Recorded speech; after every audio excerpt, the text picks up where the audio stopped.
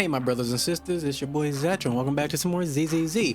So, 2.0 anniversary was broken down. Like, they gave us all the information, and it's looking very juicy. Like, oh my god, I was literally making a video talking about the skin improvements and everything else. And honestly, some of the things I mentioned in that video, they already did. So now I gotta restructure that video. So that's gonna have to wait. But anyways, first things first. Code, it's probably been on the screen this entire time, but code, most important thing, get your 300 polychroms, you know, before the 25th, because that's when that one ends. So yeah, put in that code, get free polychroms.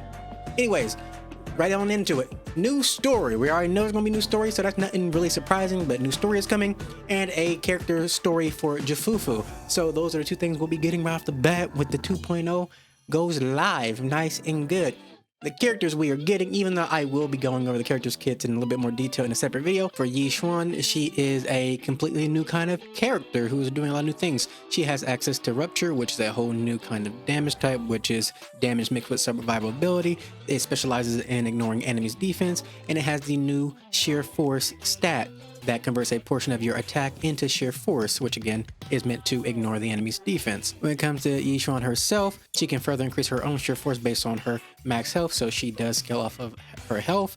And then also she actually kind of rewards playing better, because she does have something like a counter in her kit, but instead of just letting the enemy attack you and countering them that way, if you actually time it correctly and then, you know, hit the enemy at the same time they're hitting you, you actually recover more energy.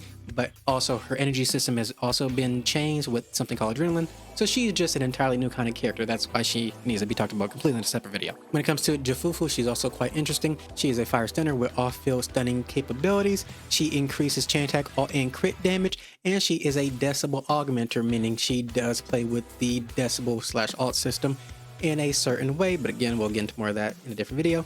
And then lastly, Pan, he is pretty much just a Rupture and Yonkou Summit support who can buff sheer force, and he can heal allies. So yeah, that's a quick overview of all the characters that are coming out. Additionally, with those characters that are coming out, they are actually buffing some characters' additional abilities, those being Astra Yao, Koleda, Lucy, and Potra. They will be adding the Rupture to their additional ability requirements, so all those characters will now have 3 ways of activating their additional abilities, just to allow for more team versatility. Alan is also getting a buff, a very nice one, honestly. We can go into more detail about it later, but yeah, Ellen is getting a buff. To what extent, not 100% sure yet, but they did say they are bringing an attack from the Void buff to her kit, also changed some animations, and giving her more team utility with increasing the range of her additional buff.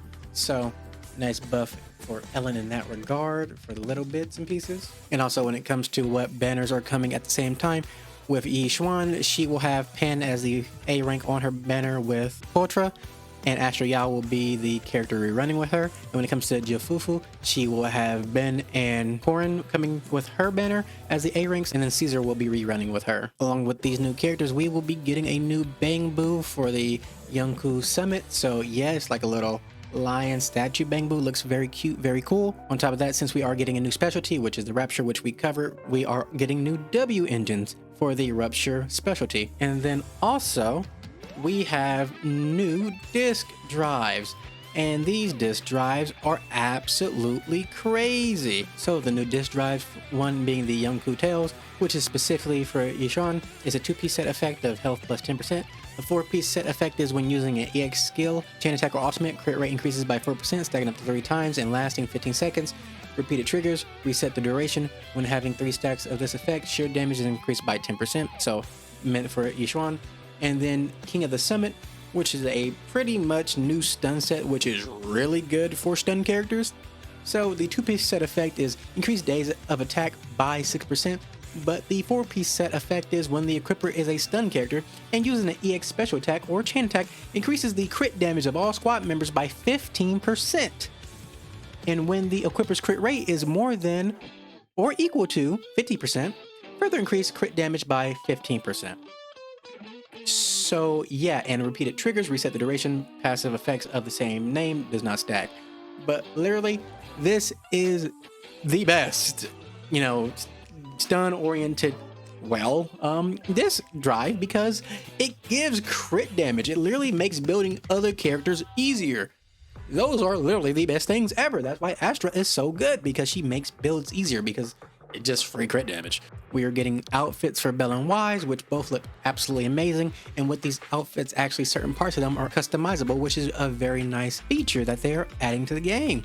So I'm excited to see what other outfits we will get in the future as well for them, and also the customizations that we could be seeing alongside with these new outfits. Another person who is also getting an outfit will be yixuan, who is also releasing with the outfit, which, oh my god, it looks so good. She got the lace stockings on. Oh my god, they're getting my money. One way or another, they're getting my money. On top of that, we are getting 30 free pulls, a free standard character and weapon of your choice. Like, that's really good. Free standard W engine, which can be used on multiple characters, except for someone like Nekomata, but that one can be used for any, physical attacker that we get. But we have to wait for another one, because as of right now, we don't have any more that are like, good.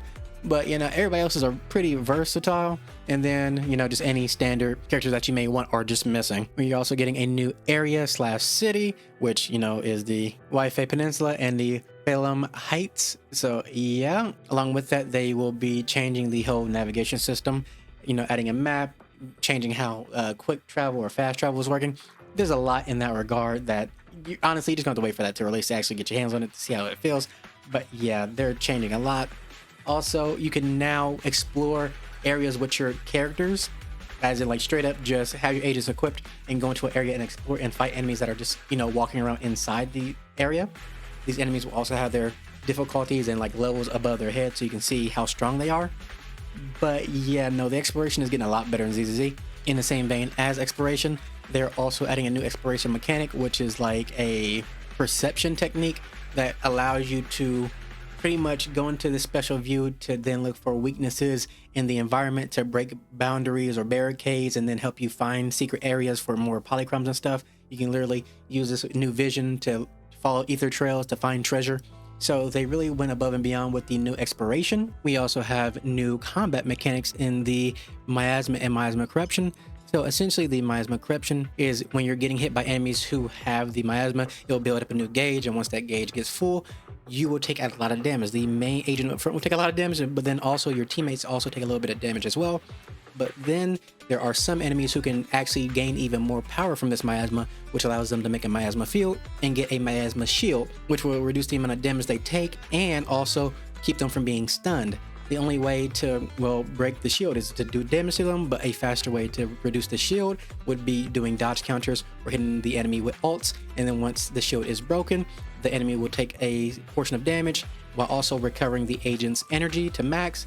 And also you can now stun the enemy again. Furthermore, with the miasma, there are also miasma nodes, which can obscure your progression in the new exploration, and you have to use your new vision to find the core of these nodes to break them, and then the path will open. So yeah, they've been thinking real hard about the exploration and new enemy mechanics, because this is honestly really good.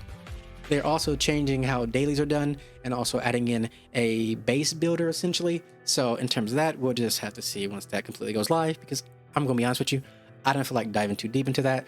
But there will be stuff like dispatching, getting new Bangboos to do dispatches to get materials to build up the base, things like that. Your typical base building systems. Now heading to some more optimization stuff, which is really good. Fairy can now auto side quests essentially. Like, she can just auto any side quest that isn't like main, both being combat side quests and just the typical ones that are exploration. So that fairy update is really good. On top of that, we are getting a new item for insta finishing quests as well. Don't know exactly how we'll be getting them.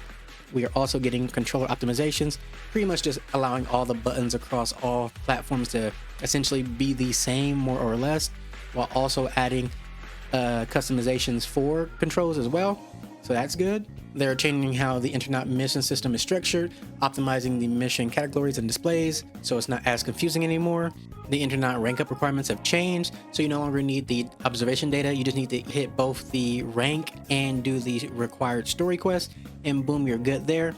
We're now getting seamless PC/control hot swapping. You can now add random enemies in the various modes where you farm, and then we are finally getting storage space optimizations. So yeah, that's going to help with the space quite a bit. Now for some extra things, when it comes to Hoyoverse, they're doing some interesting things as well. So Hoyoverse is obviously getting another update with new buffs for characters and whatnot, but they're also changing the entire buffing system overall to where now you can have multiple allies have buffs at the same time. So in your runs, now potentially all your characters can have buffs going on. They added a new selection screen and everything, so you can, pick a buff per character. So yeah, just improvements in that regard. They're also adding new bosses as well. And I believe when it came to the weekly run, they will now be cycling the actual bosses in that as well, just so it doesn't feel so, the same all the time. So that's a good change as well. But lastly, when it comes to new events, we have a little theater event where we can get a W engine from there. Don't know what the effects of it is because I haven't told us. There is a mecha Bangboo fight event that will be happening, so that's cool. We have a, I guess, McDonald's / Burger King event with Crispy Boo because we had a little animation with, I guess, Bernice and Ambi doing medical transformations into waitresses. So that's a thing we're getting as well. And then let me think, we have the sightseeing guide, which is probably just us going to different parts of the new map to, look at them and get rewards for that. And then we will also be having a triple drop event instead of the standard double drop event. So yeah, good stuff is coming. This 2.0 update is actually looking really good and just giving the game a whole new breath of life. You can obviously see they looked into everything, took a lot of feedback, and are changing a lot. So honestly, good job, ZZZ devs. I honestly never had no lack of faith in y'all, because honestly, they were the only Hoyo devs that seemed to be doing things different and actively listening. So honestly, more power to y'all and good job. You deserve it. I hope everybody is excited for this anniversary because I definitely am. But I will see you in the next one. I love you guys, and bye-bye.